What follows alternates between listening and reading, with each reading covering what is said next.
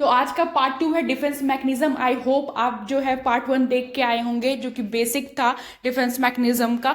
तो रेस्ट जो defence mechanism बचा हुआ टाइप्स और डिफेंस मैकेनिज्म उसको डील करेंगे। लेकिन जो फर्स्ट टाइम देख रहे हैं उनको मैं थोड़ा सा रिकैप करती हूँ कि डिफेंस मैकेनिज्म क्या है। डिफेंस मैकेनिज्म कुछ भी नहीं है, जैसे कि हमारा हमारा जो day to day life activity होता है उसमें कई सारे स्ट्रेस, कई सारे एंजाइटी होते हैं। उससे कोप अप करने के लिए, उससे बचने के लिए हमारा माइंड क्या करता है, डिफेंस मैकेनिज्म का इस्तेमाल करता है, ताकि हमारा माइंड जो है वो प्रोटेक्ट रहे।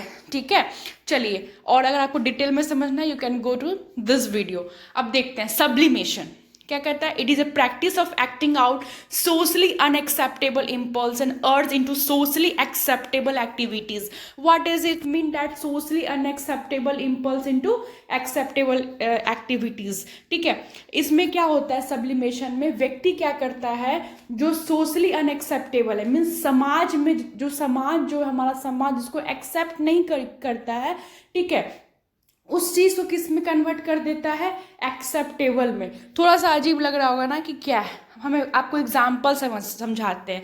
ठीक है, जैसे कि कोई व्यक्ति है, ठीक है, उसको लव में मतलब प्यार किया किसी से, उसको धोखा मिल गया, जिसे हम कह सकते हैं लव फेल्योर। क्या हो गया, लव फेल्योर। ठीक है, उसको प्यार में धोखा मिला। अब दो कंडीशन हम लेते हैं। एक कंडीशन क्या, एक कंडीशन में तो हम ये कह सकते हैं कि भैया वो रात दिन जो है वो होता है ना सैड सॉन्ग, मेरा इंतकाम देखेगी, like this type of song, sad song सुनेगा, ब्रेकअप सॉन्ग सुनेगा, या फिर कुछ ऐसे एक्टिविटीज करेगा, हमेशा डिप्रेस रहेगा, खुद को एकदम कहते हैं ना एकदम अलग कर लेगा। एक तो ये कंडीशन हो गया। दूसरा कंडीशन हम लेते हैं। दूसरा कंडीशन में क्या होगा कि सब्लिमेशन में कि व्यक्ति जो है जब उसका ब्रेकअप हुआ तो वो जो है दुनिया से अलग हो गया, एकदम खुद पे वर्क कर रहा है। मतलब कि वो पूरी रात दिन एक करके पढ़ाई लिखाई कर रहा है, मेहनत कर रहा है कि नहीं अब तो बस हमको कुछ करना है लाइफ में, है ना। और वो पता चलता है कि वो क्या निकाल लिया, बीपीएससी एग्जाम निकाल लिया, आईएएस बन गया। आपने सुना होगा ना, कई सारे ऐसे न्यूज आते रहते हैं। तो दो तरह का कंडीशन था, एक लव फेलर हुआ तो निगेटिव, और एक पॉजिटिव। तो आपको बता दें कि सब्लिमेशन जो है पॉजिटिव डिफेंस मैकेनिज्म है। सब्लिमेशन क्या है, पॉजिटिव डिफेंस मैकेनिज्म है। यानी कि जब भी, यानी कि व्यक्ति किस रास्ते पे जाएगा, वो अगर लव फेल्योर हुआ है तो बीपीएससी यूपीएससी किसी कंपटीशन एग्जाम में निकालेगा, है ना, अपने अपने रात दिन एक करके मेहनत करेगा, अपने ऊपर वर्क करेगा। ठीक है, पॉजिटिव वे में जाएगा। ठीक है, तो वही कह रहा है कि socially unacceptable impulse, socially unacceptable impulse क्या है, लव फेल्योर। व्यक्ति लव में फेल हो गया, this is socially unacceptable impulse. But उसने आईएएस यूपीएससी जब वो एग्जाम निकाला तो उसका वही लव फेल्योर किस में कन्वर्ट हो गया, एक्सेप्टेबल में। ठीक है, क्या हो गया, एक्सेप्टेबल हो गया। उसके पढ़ने का रीजन क्या था, लव फेल्योर। लेकिन क्या कहते हैं, आईएएस कैसे बना, लेफ्ट फेल्योर की वजह से। तो क्या हुआ, अब वो जो एक्टिविटी है वो एक्सेप्टेबल हो गया। आई होप आप समझ पा रहे होंगे। ठीक है, उसके बाद एक और एग्जांपल देखते हैं। Aggressiveness might be transfer into competitive in study and sport. तो स्टडी में कैसे, जब एग्रीवनेसनेस मीन्स गुस्सा, गुस्सा जो है ट्रांसफर करना है, गुस्से को ट्रांसफर किया किसमें, कंपटीशन को निकालने में, रिलेटेड टू स्टडी या फिर स्पोर्ट्स। ठीक है, कई बार ऐसा होता है ना कि एथलीट जो होते हैं उन्हें गुस्सा आता है स्पोर्ट्स में, और वो काफ़ी जो है वर्क करते हैं, मेहनत करते हैं, बहुत अच्छा करते हैं। ठीक है, तो सब्लिमेशन का मतलब यही हुआ, एक पॉजिटिव डिफेंस मैकेनिज्म जिसमें कि व्यक्ति अपना गुस्सा या कुछ भी हो उसको पॉजिटिव वे में कन्वर्ट कर देगा। ठीक है, जैसे कि मान लीजिए क्या है, कोई व्यक्ति है उसको बहुत ज़्यादा सेक्सुअल थाउट आ रहा है, तो जिस्म 2 जैसे मूवी था वो मूवी बना दिया, है ना। जब वो जिस्म 2 जब मूवी बन रही थी तो राइटर्स के मन में कहीं ना कहीं कुछ ना कुछ तो वो सेक्सुअल कंटेंट होगा। ठीक है, जिसको भी उसने अपने पन्नों पे लिखा, है ना। तो उसने क्या किया, और खूब पैसे कमाए। इसका मतलब क्या हुआ, उसने क्या किया, उसने जो सोशली अनएक्सेप्टेबल जो थाउट्स लाइक सेक्सी या फिर कुछ भी सेक्सुअल कंटेंट टाइप्स, ठीक है, उसको उसने क्या किया, सोशली एक्सेप्टेबल कर दिया, मूवी बना दिया, जिसको लोगों ने पसंद किया, उससे पैसे कमाए। तो सब्लिमेशन हमेशा एक पॉजिटिव डायरेक्शन में जाता है। ठीक है, चलिए, आई होप आप समझ गए होंगे। नेक्स्ट, और ये कुछ भी हो सकता है, व्यक्ति का गुस्सा हो सकता है, व्यक्ति का जो है लाइफ से रिलेटेड कोई भी चीज़ है उसको पॉजिटिव वे में कन्वर्ट करेगा। कंपनसेशन, चलिए अब कंपनसेशन को समझते हैं। कंपनसेशन से आप समझते होंगे क्षतिपूर्ति, है ना। कहता है people try to overachieve in one area to compensate shortcoming और फेल्यूर इन अनदर एरिया। ठीक है, ये बहुत ही कॉमन एग्जाम्पल है। जैसे कि इसमें क्या कह रहा है कि व्यक्ति क्या करता है, एक एरिया में अगर वो फेल हो गया, ठीक है, तो दूसरे एरिया में वो अचीव करने की कोशिश करता है या फिर अचीव कर लेता है, सो दैट कि अपना जो फेल्योर हुआ, जो वो फेल हुआ था, उससे वो खुद को कंपनसेट कर सके, यानी कि बचा सके। ठीक है, for example a student who fail in his study may compensate by becoming the college champion in a sports। means what? जैसे कोई व्यक्ति है, वो कॉलेज में एग्ज़ाम में बार बार फेल हो रहा है, लेकिन जब वो कोई स्पोर्ट्स है उसको जो है वो नेशनल लेवल पे जो है खेल रहा है। इसका मतलब जैसे कि वो फेल कर गया, ठीक है, वो नहीं 10th पास कर पाया, लेकिन जो है उसने अपना कैरियर किस में बना लिया, स्पोर्ट्स में बना लिया। इसमें याद रखिए कंपनसेशन में हमेशा क्या होता है, व्यक्ति एक एरिया में सक्सेसफुल नहीं होता है तो दूसरे एरिया में वो अचीव कर लेता है। एक एरिया में अनसक्सेसफुल है और दूसरे एरिया में सक्सेसफुल हो जाता है। जैसे कि आप ऐसे समझ सकते हो, जैसे कि आप नर्सिंग स्टूडेंट हो तो उसमें कई सारे ऐसे बच्चे होंगे जो जनरल कंपटीशन के बच्चे होंगे, लाइक बीपीएससी का तैयारी कर रहे होंगे, एसएससी का तैयारी कर रहे होंगे या अदर कॉम्पिटिटिव एग्जाम का तैयारी कर रहे होंगे, लेकिन जब उनको नहीं हुआ उसमें से तो वो जो है मेडिकल फील्ड में आ गए, बीएससी नर्सिंग करने लगे। यानी कि क्या हुआ, उन्होंने अपना एरिया ही चेंज कर लिया। कहाँ वो जनरल कंपटीशन के बच्चे थे, है ना, कहाँ वो हिस्ट्री वगैरह के बच्चे थे, हिस्ट्री पढ़ते थे, और कहाँ उनको जो है बायोलॉजी पढ़ना पड़ रहा है, तो उन्होंने क्या किया, अपना एरिया को ही चेंज कर लिया। तो one area to another area, this is called what, this is called compensation. ठीक है, चलिए प्रोजेक्शन का मतलब समझते हैं। प्रोजेक्शन का मतलब होता है ब्लेमिंग। क्या होता है, ब्लेमिंग, ब्लेम करना। ठीक है, दूसरे के ऊपर ब्लेम करना, कहते हैं ना अपना गुस्सा मेरे पे मत निकालो, ठीक है, या फिर अपनी गलती मेरे पे, गुस्सा नहीं कर सकते, अपनी गलती मुझ पे मत डालो, इट मीन्स डैट ब्लेम मत करो मुझे। देखते हैं, कहता है दिस इंडिविजुअल आइदर कॉन्शियसली और unconsciously blames another person for his own failure और डिफिकल्टी। कह रहा है कि इसमें व्यक्ति क्या करता है, ब्लेम करता है, किसको, दूसरे पर्सन को। ब्लेम अनदर पर्सन, क्या करता है, blame another person for his failure, अपने ही फेल्योर को लेके। जैसे कि एक आप एग्जाम्पल समझ सकते हैं इसको, जैसे कि आप यहाँ देखो, a student who fail in the examination may complain that the hostel atmosphere is not favourable and result in his failure. वो क्या कह रहा है भैया कि देखो हम एग्जाम में फेल कर गए, वो बात तो ठीक है, लेकिन हम क्यों फेल किए, क्योंकि हम जिस हॉस्टल में रहते हैं वहाँ का हॉस्टल का एटमॉस्फेयर फेवरेबल नहीं है।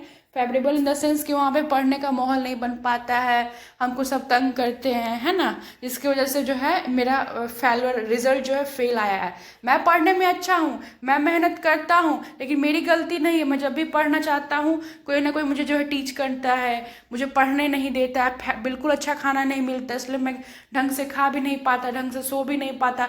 The condition are not favourable, that's why क्या हुआ, हमारा रिजल्ट जो है फेल हो गया, क्योंकि अल्टीमेटली हम पढ़ नहीं पाए, पढ़ना चाहते थे। इट मीन्स दैट व्हाट, उसने अपने फेल्योर को ब्लेम किया। तो प्रोजेक्शन में हमेशा याद रखना ब्लेमिंग होती है। क्या होती है, ब्लेमिंग होती है। जैसे कि एक और एग्जाम्पल, बेसिकली जैसे कि एक वाइफ आई, ठीक है, साइकेट्रिक हॉस्पिटल, तो उसने कहा कि मेरा हस्बैंड का अफेयर चल रहा है। डॉक्टर ने पूछा कि आपको ऐसा क्यों लगता है कि अफेयर चल रहा है, मतलब कंफर्म है आप क्या, तो नहीं कंफर्म तो नहीं बट शक है मुझे। तो फिर डॉक्टर ने पूछा कि क्या मतलब उनके हैबिट चेंज हो गए हैं क्या, या फिर उनका बिहेवियर चेंज हो गया क्या, वो लेट से आते हैं घर, तो सब में वो नाना बोल रही थी। मुझे समझ में आ रहा था कि उनके हस्बैंड का कोई अफेयर वगैरह नहीं है, क्योंकि कुछ भी पूछने पे वो ना ही रिप्लाई कर रही थी। तो फिर उनसे पूछा गया कि आपको ऐसा क्यों लगता है कि आपके हस्बैंड का अफेयर कहीं चल रहा है ना, किस बात को लेकर, कौन सा सिनेरियो ऐसा है। तो उन्होंने कहा कि कुछ मंथ पहले क्या हुआ था कि मेरे हस्बैंड को जो है प्राइज़ मिला था कि अपने कलिंग के साथ बहुत अच्छा बिहेव करने के लिए या फिर अच्छा परफॉर्मेंस करने के लिए। तो देखती हूँ मैं काफ़ी अच्छा से बात करते हैं, है ना, अपने जो कलिंग्स हैं उनके साथ। तो मुझे लगता है कि कहीं ना कहीं उनका अफेयर चल रहा है, ठीक है। तो फिर और बैक में उनसे पूछा गया तो उन्होंने कहा कि जब डॉक्टर ने पूछा कि आपके साथ भी कुछ ऐसा, उन्होंने कहा कि हाँ पास्ट में हमारा भी अफेयर था। वाइफ ने कहा कि पास्ट में मेरा भी अफेयर था जो कि हस्बैंड को पता चल गया। तो इसका मतलब क्या हुआ, इसका मतलब ये हुआ कि हस्बैंड का कोई अफेयर नहीं है, लेकिन वाइफ का अफेयर था। उसके दिमाग में वो दिन रात बातें चल रही थी, वो गिल्ट उसके अंदर थी और उसको ये लग रहा था कि मैं अफेयर कर रही हूँ, देन मेरा हस्बैंड इतने सारे लड़कियों के बीच में वर्क कर रहा है, तो क्या वो अफेयर नहीं कर सकता? वो भी कहीं ना कहीं अफेयर कर रहा है। तो उसने अपने गिल्ट को, अपने खुद का जो गलती था, अपना ब्लेम किस पर डाल दिया? हस्बैंड के ऊपर डाल दिया। This is the example of blaming, this is the example of. तो उसने कौन सा यूज किया? प्रोजेक्शन। कौन सा यूज किया? प्रोजेक्शन। या फिर आप मेरी अगर डिल्यूजन की वीडियो देखे होंगे, ठीक है, मैं थोड़ा टाइम टेकिंग करती हूँ बट मैं चाहती हूँ कि आपको हर चीज़ बहुत ज़्यादा क्लेरिफाई हो, ठीक है। वो कंटेंट का क्या ही वैल्यू जो आप समझते हो, ठीक है, बट आधा अधूरा। तो टाइम लो लेकिन अच्छे समझो आप। तो एक एग्जांपल और मैं आपको देती हूँ। एक होता है ना डिल्यूजन ऑफ परसिक्यूशन, अगर आपने डिल्यूजन की वीडियो देखे होंगे तो आपको पता होगा। उसमें क्या होता है, उसमें ये होता है कि व्यक्ति को लगता है कि कोई मुझे मारना चाहता है जान से, ठीक है। तो व्यक्ति क्या करता है, व्यक्ति को लगता है कि अच्छा मुझे कोई मारना चाह रहा है तो ठीक है, मैं भी उसको मार दूंगी, उसके मारने, वो मुझे मारे उससे पहले मैं ही उसको मार डालूंगी। और व्यक्ति जो है उसका मर्डर कर देता है। इसका मतलब क्या हुआ कि व्यक्ति उसको मारना नहीं चाह रहा था, उसको बीमारी थी, उसने क्या कर दिया, अपना मर्डर वो किया। लेकिन जब उससे पूछा जा रहा है कि भैया आप क्यों मर्डर कर दिए इसको, तो मैं तो इसलिए कर दिया क्योंकि ये मुझे मारना चाहता था। यानी कि उसने अपना जो ब्लेम है वो किस पे डाल दिया? वो सामने वाले पे डाल, जिसका वो मर्डर किया। This is called the example of projection, जो कि साइकोलॉजी में यूज होता है, ठीक है। नेक्स्ट बात करते हैं इंटेलेक्चुएशन। देखिए इंटेलेक्चुअलाइजेशन क्या है? बुद्धिमत्ता, एक तरह समझ जाओ। Separation of the emotion of painful event और situation from the fact involve, acknowledging the facts but not the emotion.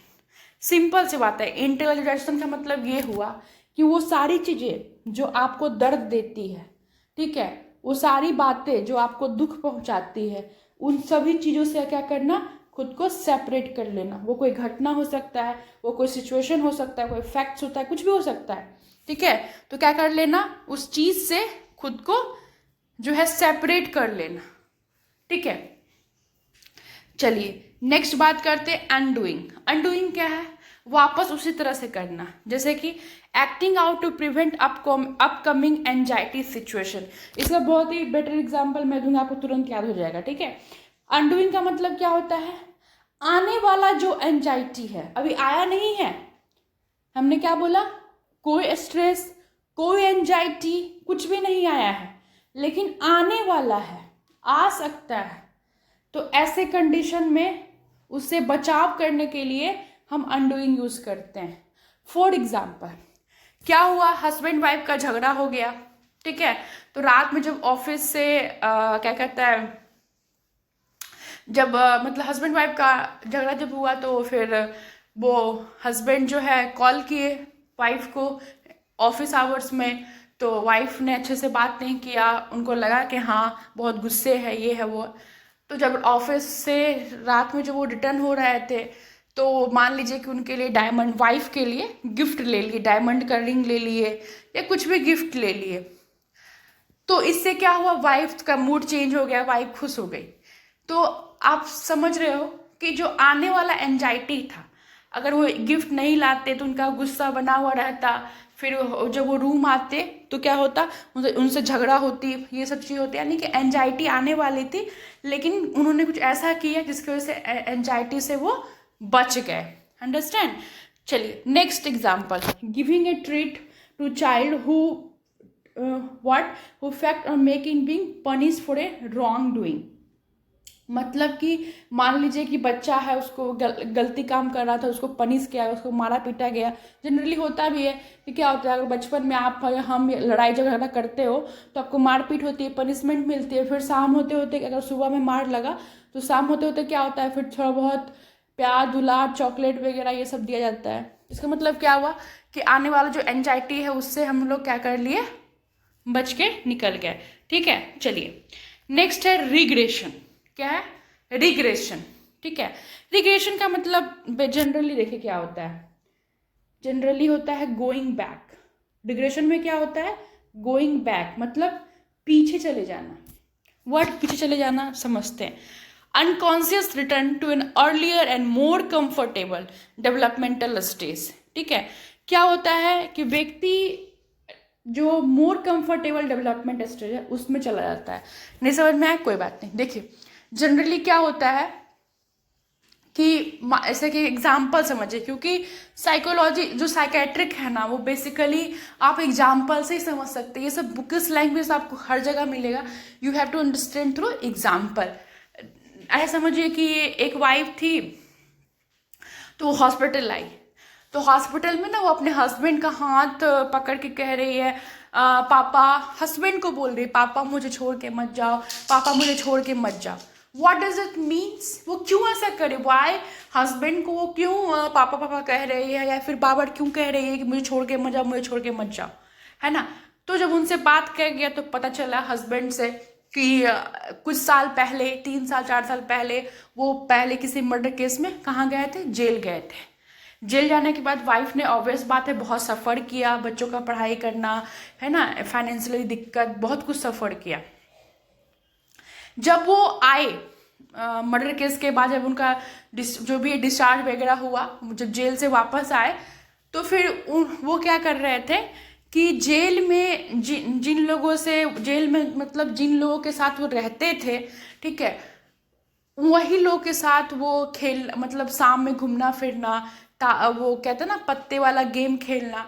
तो ये सब देख के वाइफ बहुत ज़्यादा शॉक्ड हो रही थी कि मतलब फिर से जो है गलत लोगों के संगति में है तो फिर कहीं कुछ ना कुछ हो जाए, क्योंकि वो काफ़ी ज़्यादा सफ़र कर चुकी थी।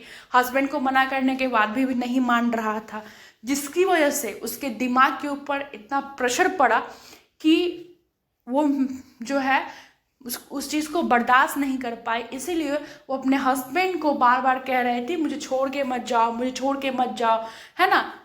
यानी कि वो क्या बोल रही थी, पापा मुझे छोड़ के मत जाओ। वो हस्बैंड को पापा समझ रही थी, बिकॉज कि वो जो मोर कंफर्टेबल, ऐसा कंडीशन जब होता है, ठीक है, तो क्या होता है कि व्यक्ति मोर जो कंफर्टेबल डेवलपमेंट स्टेज है उसमें चला जाता है। ठीक है, जैसे कि मान लीजिए कहते हैं ना कि बच्चा जैसा बिहेव मत करो, बच्चा जैसा रो नहीं, कि अजीब हो तुम, कैसे रोती हो, बच्चा जैसा सिसक सिसक के। इट मीन्स डेट व्हाट कि आप एडल्ट, मान लीजिए कि आप एडल्ट हैं, ठीक है, तो एडल्ट एज में है और आप कहाँ चले गए, आप चले गए बच्चा वाला एज में, चाइल्डहुड वाला एज में। यानी कि गोइंग बैक, आपका जो कंफर्टेबल स्टेज था आप उसमें चले गए। यानी कि जब कोई स्ट्रेस या एंजाइटी वाला कंडीशन होता है तो व्यक्ति क्या करता है, अपना जो बचपन का या फिर जो टॉडलर एज होता है, पीछे वाला जो डेवलपमेंट स्टेज होता है उसमें चला जाता है। उसका जो एज होता है वो उसमें ना रह के अपना पीछे वाला जो बैक वाला लाइफ होता है, जिसमें कि बहुत ज़्यादा कंफर्टेबल था, उसको कोई स्ट्रेस नहीं था, उस एज में चला जाता है वो। ठीक है, फिजिकली तो उसका एज है, लेकिन मेंटली उसका एज क्या हो जाता है, 12 साल 14 साल 15 साल बच्चों की तरह वो बिहेव करने लगता है, 20 साल के बच्चों की तरह 20 साल के लोगों की तरह वो बिहेव करने लगता है, और बुजुर्ग को हुआ है तो। ठीक है, तो यार इसी कह रहा है कि मोर comfortable developmental stage, more comfortable mean जहाँ पे कोई स्ट्रेस एंजाइटी ये सब नहीं रहा। ठीक है, तो क्या कहता है, it is attempt to bring back a time when the person feel safe and taken care of. मतलब कि वो क्यों चला जाता है developmental stage, back developmental stage में, सो डैट कि जो पर्सन है ना, ठीक है, वो सेफ महसूस कर सके। ठीक है, चलिए नेक्स्ट बात करते हैं। एक और है डिसोसिएशन। ठीक है, डिसोसिएशन में क्या कहता है, the blocking of an anxiety provoking events और periods of times from the conscious mind. Simple वही बात है, कोई एंजाइटी है, डिसोसिएशन का मतलब समझते हो आप लोग, अलग अलग। डिसोसिएशन मतलब क्या होता है, अलग अलग करना। तो वो जो एंजाइटी है, ठीक है, वैसी चीज़ें हैं जो जिसकी वजह से इंसान जो है प्रोवोक हो रहा है, जिसकी वजह से इंसान को एंजाइटी आ रही है, जिसकी वजह से वो पीरियड ऑफ टाइम, वो लाइफ का वो समय जिसकी वजह से वो जो है उसको एंजाइटी प्रोवोक कर रही है, ठीक है, बार बार एंजाइटी आ रही है, तो उससे क्या उन यादों को ही ब्लॉक कर देना, ठीक है। This is called what, this is called dissociation. तो नेक्स्ट बात करते हैं व्हाट, कन्वर्शन। कन्वर्सन का मतलब आप क्या समझते हो, the word conversion means what, convert, क्या होता है, कन्वर्ट, ठीक है। चलिए, कहता है the expression of emotional conflict through physical symptoms. कुछ भी नहीं, जो स्ट्रेस है ना, जो एंजाइटी है ना, उसको कैसे शो करता है, फिजिकली सिम्टम्स के द्वारा, सिम्टम्स के रूप में वो शो करता है। चलिए इसका एग्जाम्पल समझते हैं, ठीक है। कहता है student awakes with the migraine headache in the morning of the final exam and feels too ill to take the test. Simple सी बात है, एक स्टूडेंट है, एक विद्यार्थी, जब वो सुबह उठता है तो कहता है कि मुझे ना माइग्रेन जैसा, मुझे बहुत सर फट रहा है, मुझे बहुत दर्द दे रहा है, मैं बिल्कुल एग्ज़ाम नहीं दे पाऊंगा क्योंकि मेरा एकदम जैसा लग रहा है कि सर जो है माइग्रेन जैसा दर्द कर रहा है। It means that what, exam वो देना नहीं चाहता है, टेस्ट वो देना नहीं चाह रहा है क्योंकि उसको तैयारी नहीं, उसको याद नहीं है। Then what, he convert his anxiety, he convert his stress into physical symptoms. क्या सिम्टम्स दे रहा है, हेडेक, मुझे सर में दर्द है, वो सर में कोई दर्द नहीं है, उसको उसका स्ट्रेस और उसका एंजाइटी वो कन्वर्ट कर दिया है हेडेक में, बहाना बना दिया। जैसे कई बार बचपन में क्या होता था कि प्रेयर प्रार्थना वगैरह घंटों घंटों स्कूल टाइम में चलते थे, तो कुछ बच्चे क्या करते थे कि फेंट मीन्स बेहोश होने का नाटक करते थे, मुझे चक्कर आ रहा है, मैं बेहोश हो रहा हूँ, मैं प्लेग्राउंड में गिर जाऊँगा, मुझे ले चलो, है ना। या फिर मैं जो है टीचर जब पूछ रहे तो मुझे बहुत अजीब सा लग रहा है, मुझे लग रहा है कि चक्कर आ जाएगा, मैं तो गिर ही जाऊँगा, इसलिए मैं जो है प्रेयर करने नहीं जाऊँगा फील्ड में। इट मीन्स डेट व्हाट, उसने अपने स्ट्रेस और एंजाइटी किस में कन्वर्ट कर दिया, फिजिकल सिम्टम्स में, कि भैया मुझे फेंट आ रहा है, मुझे बेहोशी जैसा लग रहा है ना। तो आई होप आप समझ गए होंगे। Next, retroflection. What is the meaning of retroflection? Retroflection is a turning back of something in on the self. इसमें क्या होता है ना, बेसिकली क्या होता है, व्यक्ति कुछ भी होगा, व्यक्ति खुद को ब्लेम करेगा, कुछ भी होगा तो व्यक्ति खुद को ब्लेम करता है। This is called retroflection. This could be any emotion जैसे एंगर, ब्लेम, गिल्ट, कुछ भी, ठीक है। जैसे कि एग्जाम्पल देखो, blaming on self for death of his wife.